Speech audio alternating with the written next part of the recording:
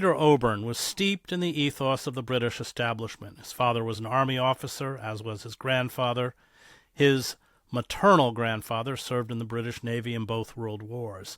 He was molded in exclusive British public schools and went on to Christ's College, Cambridge, becoming a journalist at the Daily Mail, the Telegraph, and the Spectator, publications that amplify the prejudices of his class. But he was astute enough and honest enough, especially following the demonization of Muslims after the attacks of 9/11, to ask the right questions, to see there was something terribly wrong with the vision of the world, imparted to him by the ruling class and the institutions that buttressed it. He embarked on a journey to understand the relationship between Islam and the West. He examined how the three major imperial powers, Britain, France, and later the U.S., used racial and religious stereotypes to justify their domination of the Muslim world, especially in the slave trade, where enslaved people could often be Muslim, and in the more modern efforts to conquer and control the Middle East. Anti-Semitism, he found, is not limited to Jews. It includes Muslims, and since 9/11, it has become acceptable to say things about Muslims that could never be said about any other ethnic group or minority. Muslims have long been and remain cartoon characters in the West, branded often as barbarians. These caricatures are used to justify the racist musings of political theorists such as Samuel Huntington and Bernard Lewis, as well as writers such as Sam Harris and Richard Dawkins.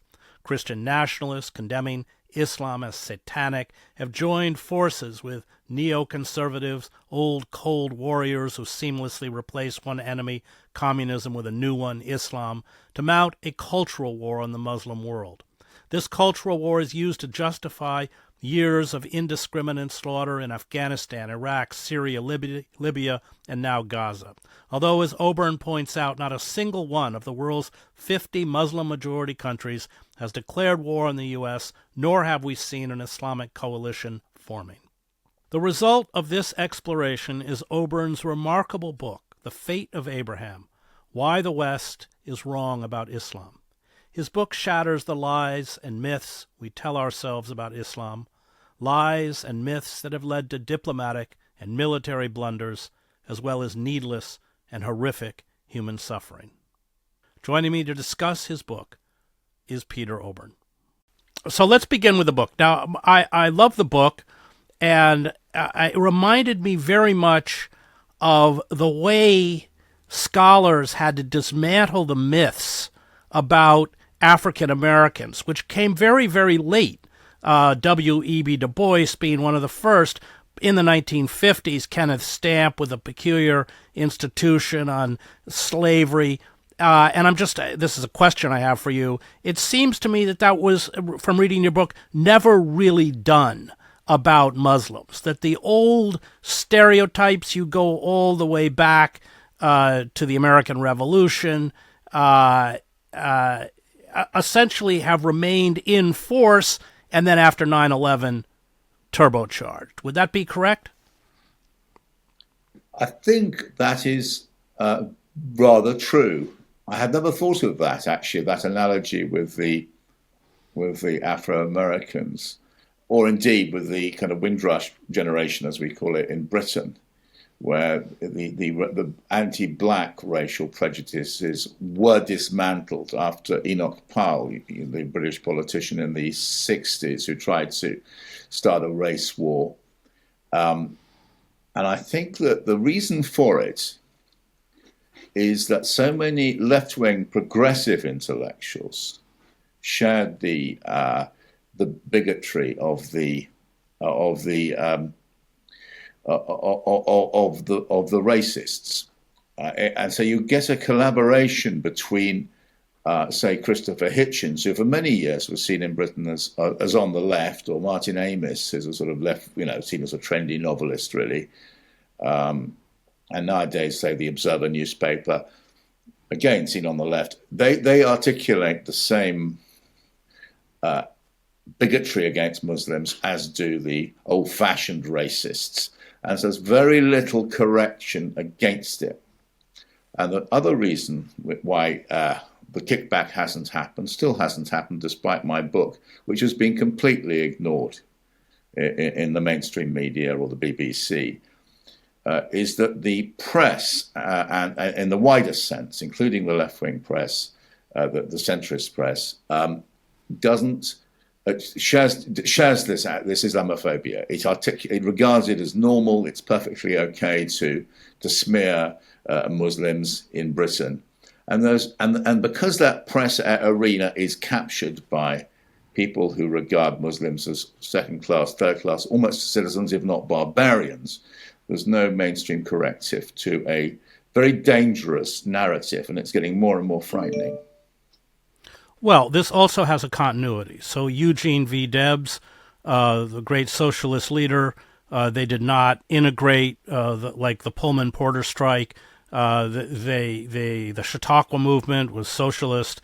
Rauschenbusch, again, it was segregated. David Lloyd George, the socialist prime minister, who signed on to the Balfour Plan and the carving up of the Ottoman Empire, again had a very retrograde vision of Muslims. There's a continuity there completely.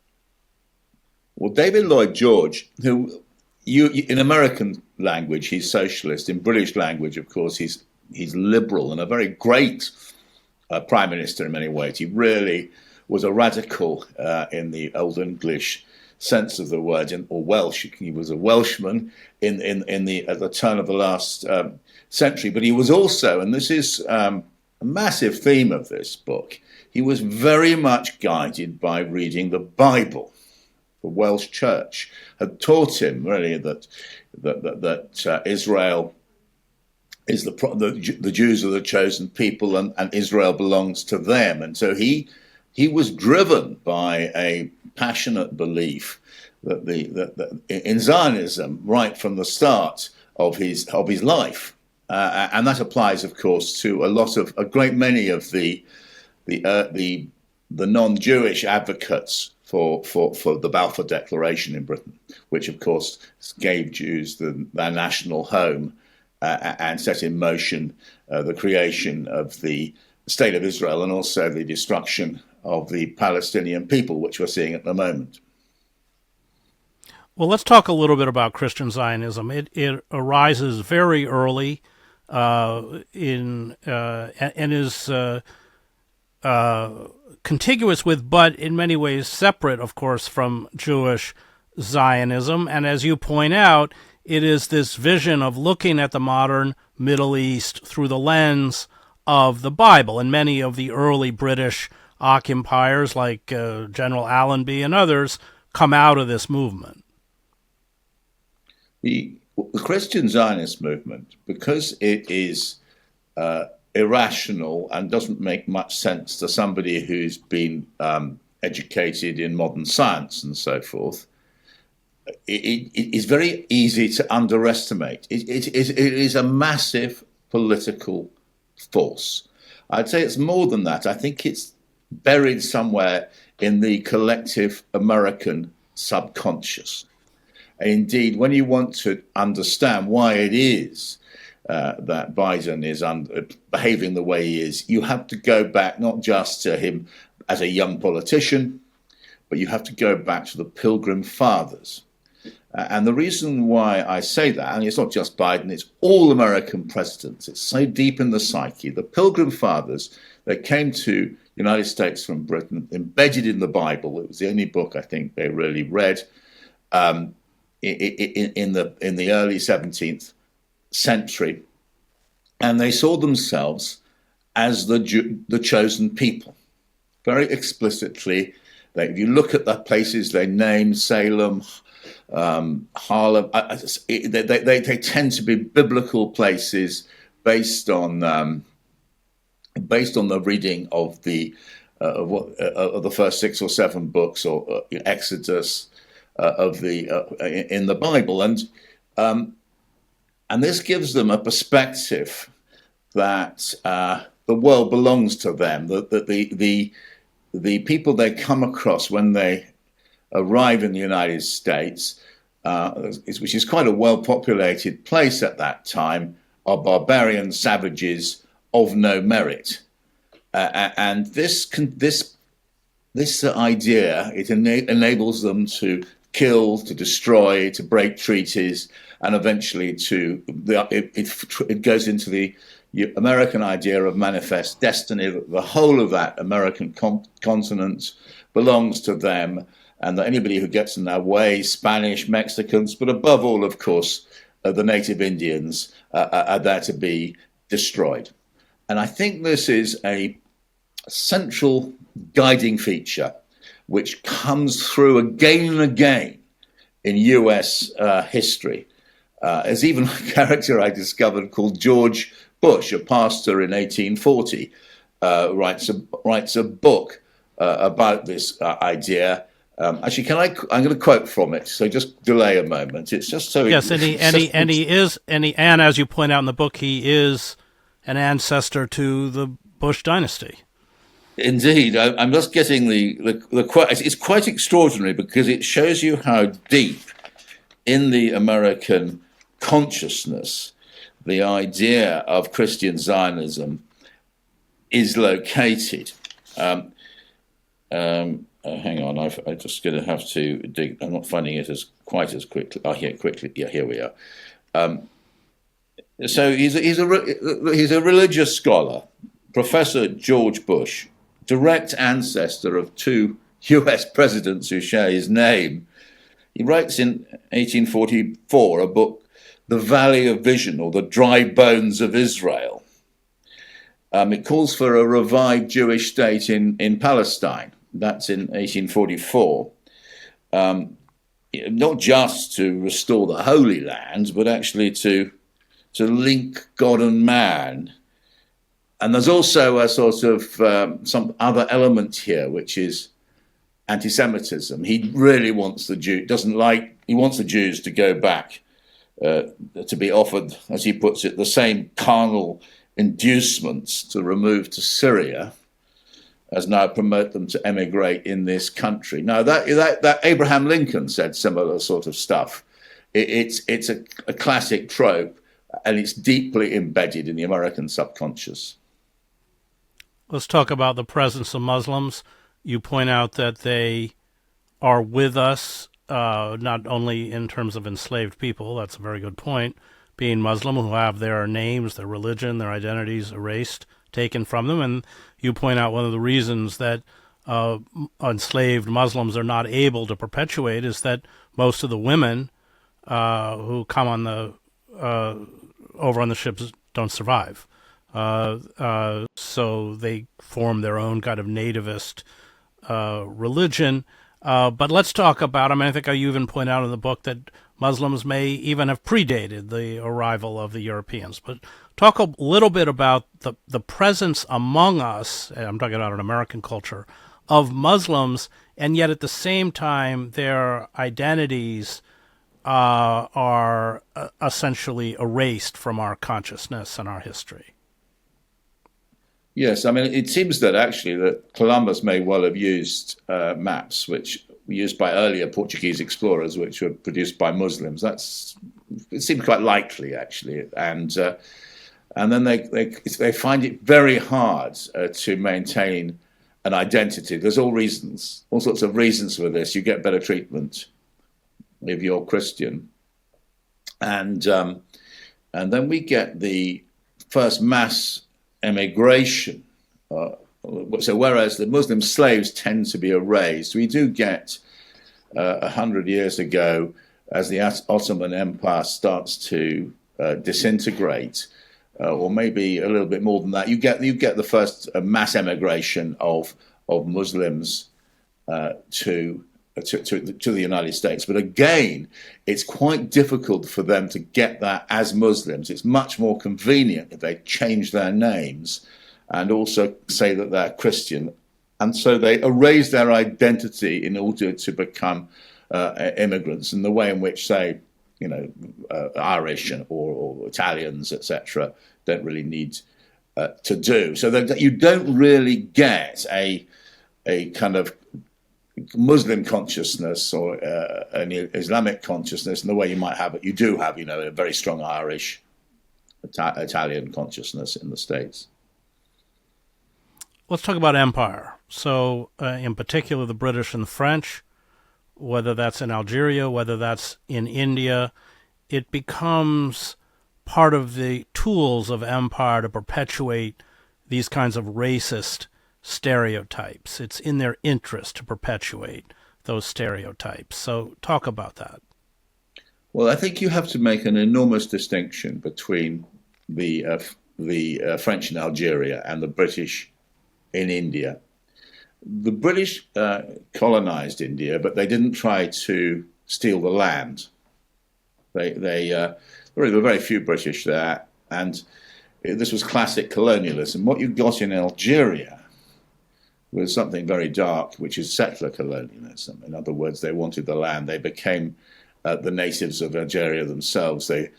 And this led to these terrible wars. You know, the wars when the French seized Algeria, incredibly bloody, and then the War of Independence after in the 1950s and 60s, when the French had to be extracted. Hundreds of thousands of people died, probably like 500,000. I mean, really horrific wars, and so the French then have a view, and this I guess I'll start that again. So this really, but you cannot explain Macron's France or Le Pen today without understanding that awful, bloodthirsty background in Algeria. The French were happy with Muslims staying there in Algeria when they colonized the place, but only if they subordinated their own identity to France. Became in effect sort of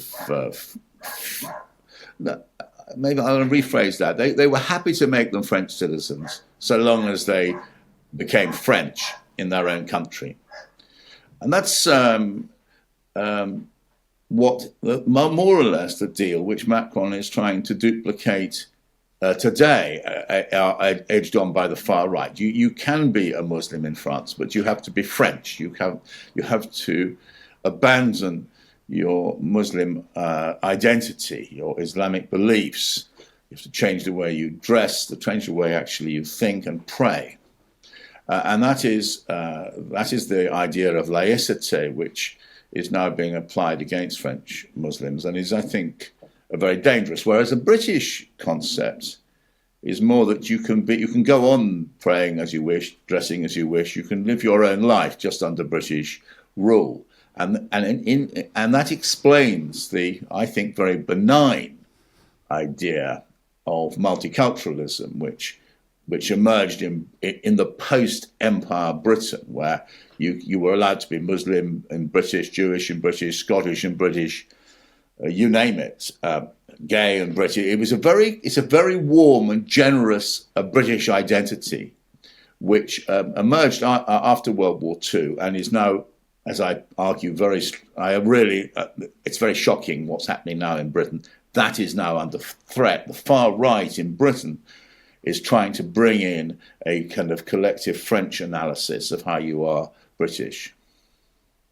But let me go back to the establishment of the British mandate in Palestine, because Muslims were not granted the same kinds of political rights as the Jewish settlers, nor were they supported the way the Zionist settlers were supported. There was a two-tiered system under the British towards Muslims.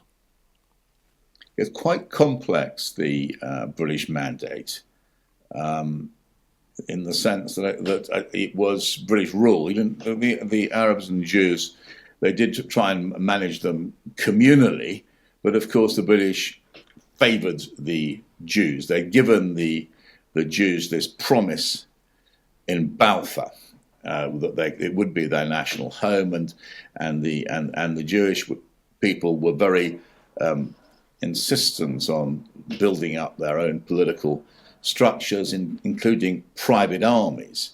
And the Brits, on the other hand, repressed the Arabs, and you've got that led to the Arab revolt in 19 1936, which was a terrible business, and eliminated a large amount of the local leadership, most of it. And so basically the Arab fighters had been killed or locked up by the time that World War II comes along. And when you get the establishment of modern Israel, there's not really that many experienced fighters there to deal with the Jewish militias and afterwards and indeed later on the Israeli army. Let's talk about the rise of the kind of modern Middle East and relationship in terms of how the West views Muslims in the aftermath of World War I. You had, of course, Wilson's call for self-governance. The Austro-Hungarian Empire is broken up and is not under the control of Western powers. That does not happen in the wake of the Ottoman Empire. And very much, again, this notion that Muslims only understand violence or they are incapable of governing themselves. These kinds of racial stereotypes further or are used as a justification for empire. Yeah, I think that.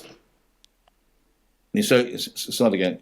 So President Wilson insisted on self-determination in the wake of World War I. It was a very noble vision, which he did apply to quite a number of states across the world, including in the Middle East, but not to what was called Mandate Palestine, which was continued to be in the hands of Britain, and there was no attempt to give self-rule to the local people.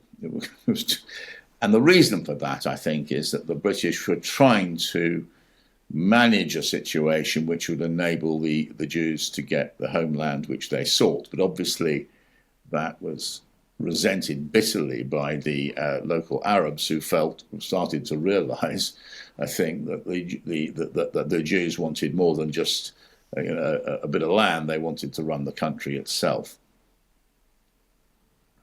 Well, but you also had Syria handed over to the French. You had Iraq with a Quisling government run by the British. You had Transjordan.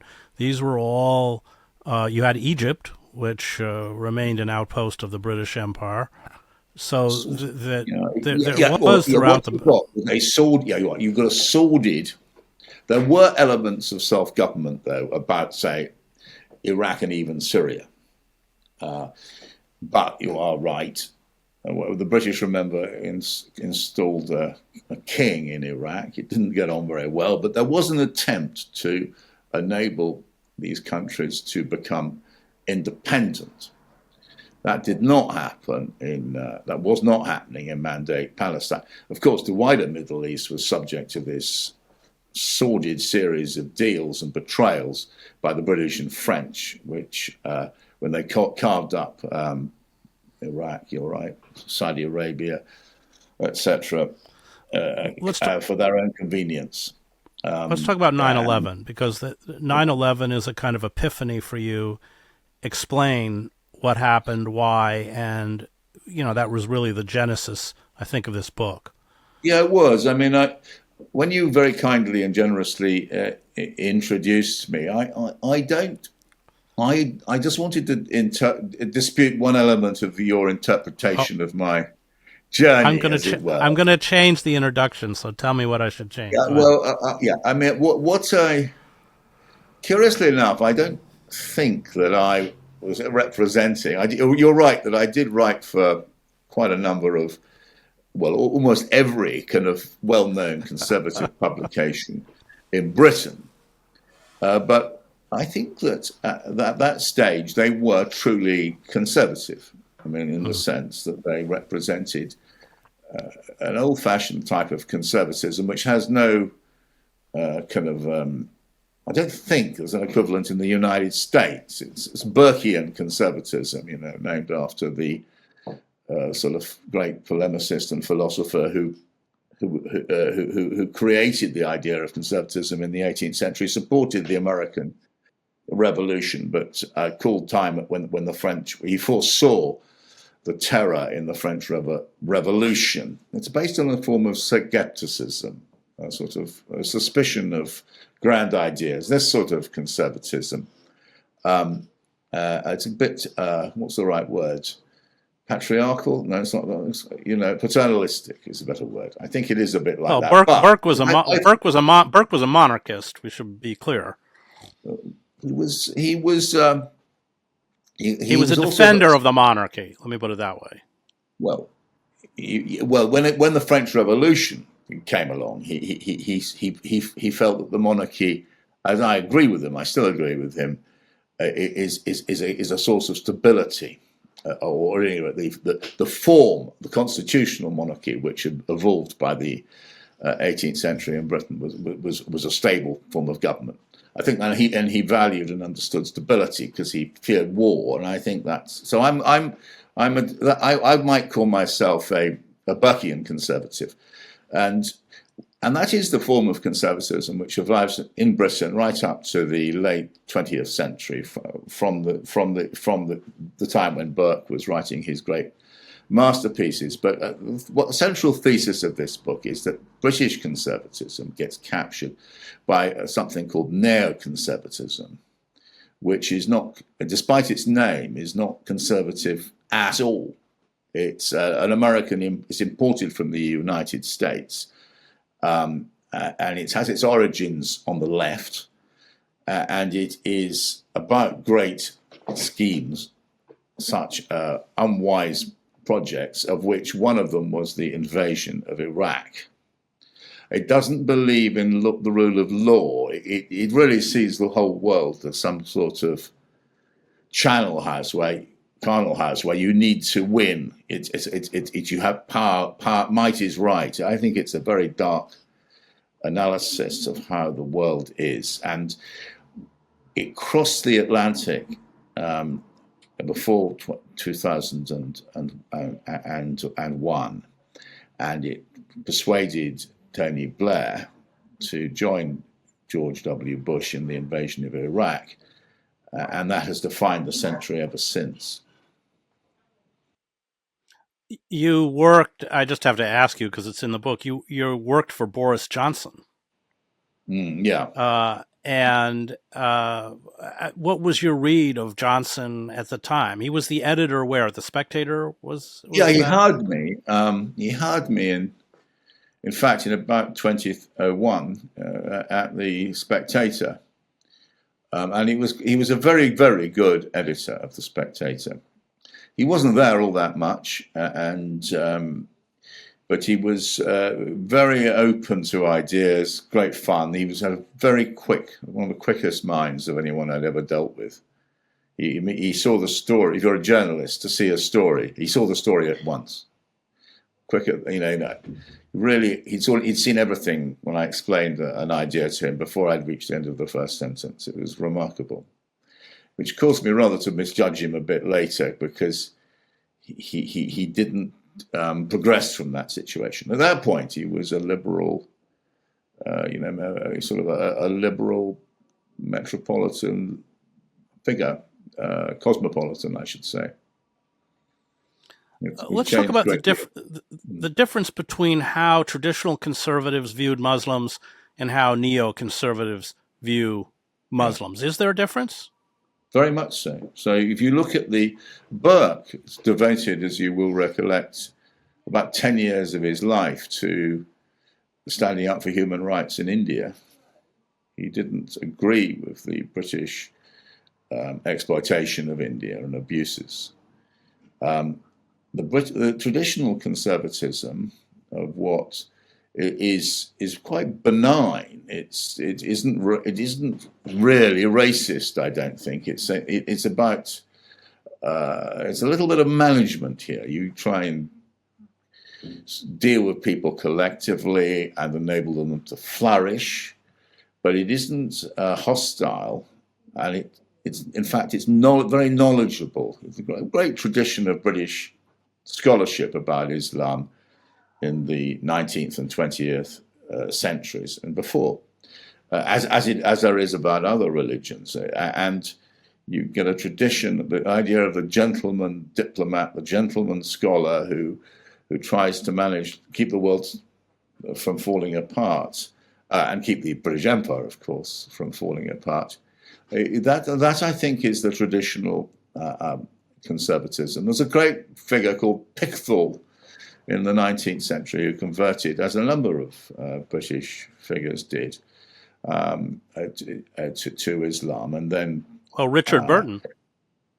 Richard Burton is another one, and actually they're the ancestors of Philby, who founded the Saudi, helped found, was very instrumental in founding modern Saudi Arabia. Who is the wonderful lady who taught herself Arabic and went and sort of effectively ruled Iraq in the 19th. Gertrude Bell. Gertrude Bell. Gertrude Bell. Yeah. Now, so let's talk about talk about not only the difference but how that switch was made. The switch, yeah, it is still going on. It was, and it is one of the. There needs to be a very big book about it at some point. Because I lived through this, and it took me a while to understand. I think that a lot of it was done through think tanks. You've got, there was a think tank in this country called Policy Exchange, which did a lot of the heavy lifting, the cultivation of MPs and journalists. You found it easier suddenly to get those sort of ideas, supporting the Iraq War, into the newspapers than pieces opposing it. The central idea of neoconservatism was that the world is divided between civilized and barbaric peoples. We, the Americans, and the British as the planned state, you've got to keep civilization going. It was very incredibly ignorant, if you read the pieces, about the richness of the Islamic intellectual tradition. They wouldn't acknowledge it. It was very contemptuous of foreign countries and foreign peoples and foreign lives. I think we should say there was no value attached really to the lives of people who opposed themselves. We stopped talking around this time. I think there's somebody you and I both know, Alistair Crook. You know Alistair? Probably talk to him on this. I mean, he was thrown out of, it's reported, he's never told me this, but it's been written that he was thrown out of the British Secret Intelligence Service for talking to Hamas on the orders of Tony Blair. Now, in my old-fashioned way of seeing the world, one of the jobs of an intelligence agent would be to speak to Hamas, to terrorists or to resistance groups. And yet there seemed to be a closure at some point about 20 years ago. And if you want to understand what's going on today, you have to understand this very dangerous transformation in the process of thinking and dealing with abroad, which suddenly happened. The neoconservatives seem to have felt that the world should be like New York City. And with the values of New York City, the carelessness of New York City, and the greed of New York City, and the fun of it too. I'm not going to be completely negative about New York City, but they felt threatened if they went to Istanbul or to East Jerusalem or to Hebron or Damascus, and it produces this awful language from George W. Bush, a disgusting figure in my view, who has done, and his axis of evil and bumping blindly into a war, invading blindly a country he doesn't understand. Would it be fair to characterize the old form of conservatism as paternalistic and the neoconservatives as provincialism? I think they are intellectually provincial. If you start to look into the deep origins of it, I think it comes out, some of it out of despair at Weimar, that a sense that the liberal institutions just were incapable of standing up to the nightmare, the Nazi nightmare, and really you had to abandon the commitment to representative democracy, due process, rule of law, and you had to fight. You had to use it was kill or be killed, and I think that is part of the sense that the neoconservatives brought to the world it starts, doesn't it, in the sort of late 90s, the late 20th century, and then it becomes the ruling. It captures George W. Bush when he becomes president in 2000. Yes, although it does capture Bush, but in essence, there's no deviation from that ideology through Barack Obama, through Biden, through right. Stammer, through anyone else. Still there. Yeah, it's absolutely still in control. And one of the fascinating things, actually, in Britain, and I suspect it's true too in the United States, that if you look at the people who gave us the Iraq War, which is still the greatest crime of the 21st century. There's a lot of competition now. They are still rewarded. They occupy high positions of state, whereas the opponents of the Iraq War, Jeremy Corbyn is the most notable in many ways now in Britain, are forgotten and destroyed. And that's and Corbyn, remember, was right again and again. The Stop the War movement, he was right about Afghanistan. He was right about, everybody agrees about this, Afghanistan. He was right about Iraq. He voted, one of the very few people who voted against the disastrous Libya intervention, and one of the very, very few parliamentarians who will stand up and talk about the atrocities now taking place, the horror in Gaza. He's one of the very few. That tradition has almost been wiped out. And so if you want to protest against Gaza now, you're right out there on the edges of public opinion. The Stop the War marches. You're risking your career now if you're an academic or a politician or a journalist. Well, let's talk about your own career, because you make this deviation. You actually wrote a series of books that took down the ruling establishment, and they made you pay for it. I don't know about that, actually. I was very open-eyed when I wrote, when I left the Daily Telegraph. I discovered I'd written a very long investigation, taken me ages, to expose the way that senior Muslim figures in our country were having their bank accounts just taken away from them without any reason given. I discovered this by chance, and it was outrageous. It's a bit like having, you can't survive without a bank account. And I couldn't get it published at the Daily Telegraph, and I was furious about it, and then I discovered that it was because one of the advertisers, the HSBC Bank, was closing the bank accounts, and they were a major advertiser, and so I resigned. Now, what do I expect? I'm not going to be.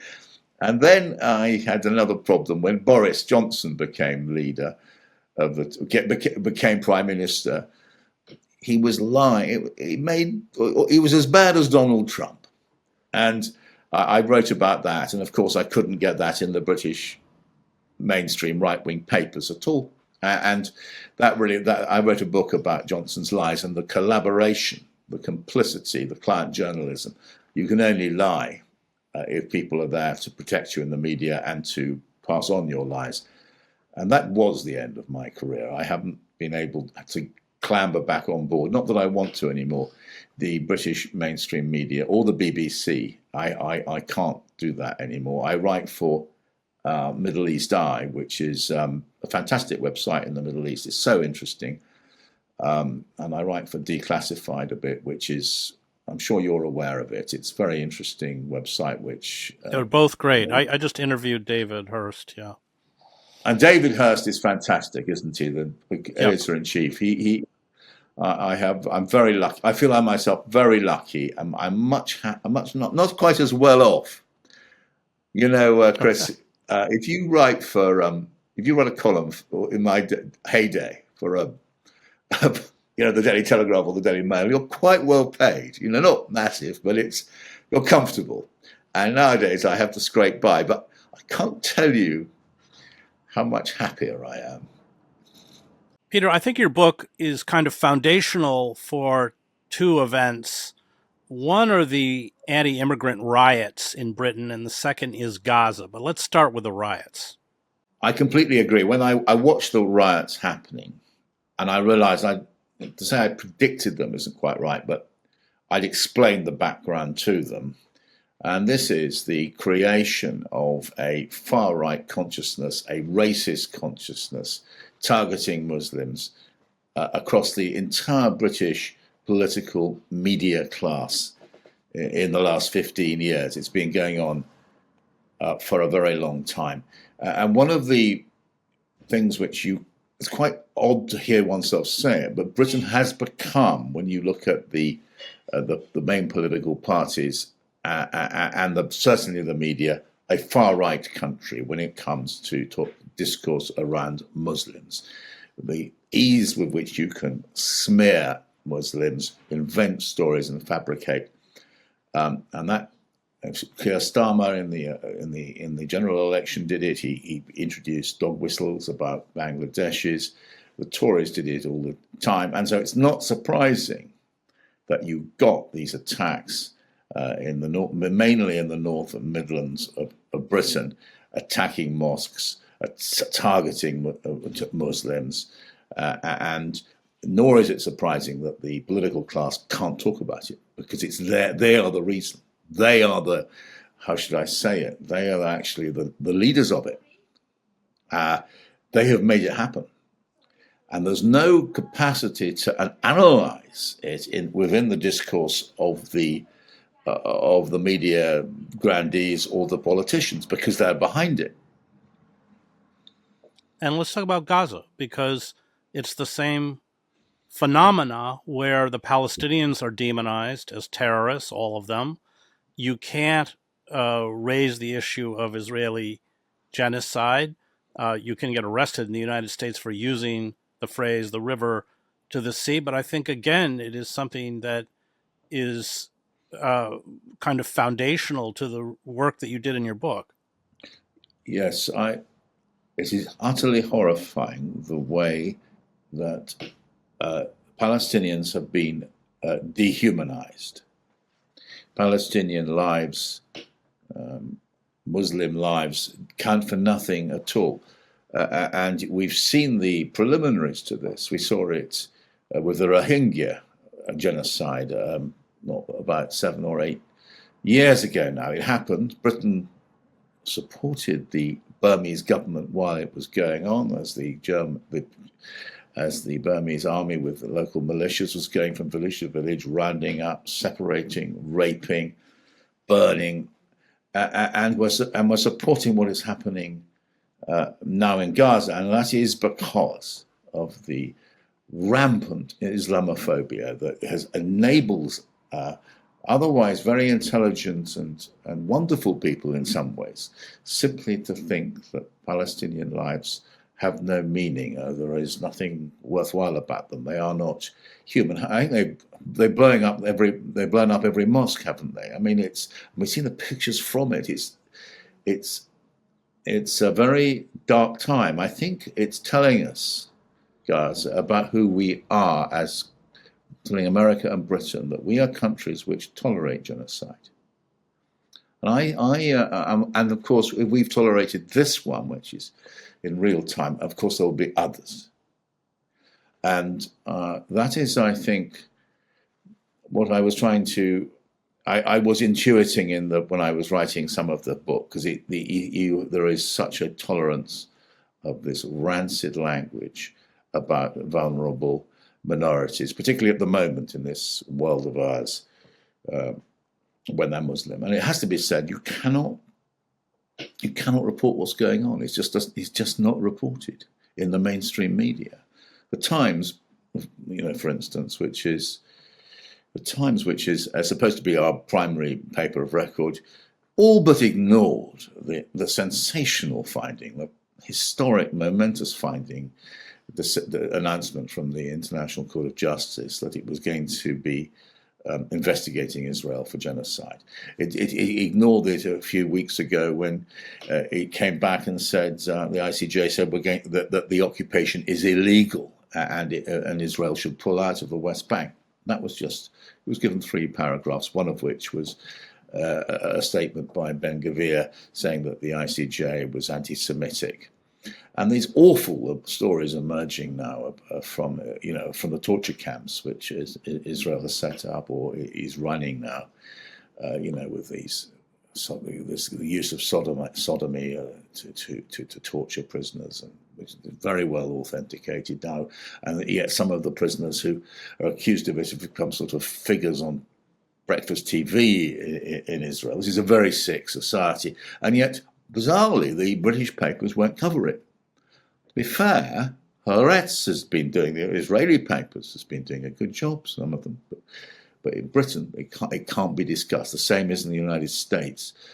Some new rule which has been imposed on us. We cannot see the evil things which our allies are doing. Great. That was Peter Oborne on his book, The Fate of Abraham. I would like to thank Diego, Sophia, Thomas, and Max, who produced the show. You can find me at chrishedges.substack.com.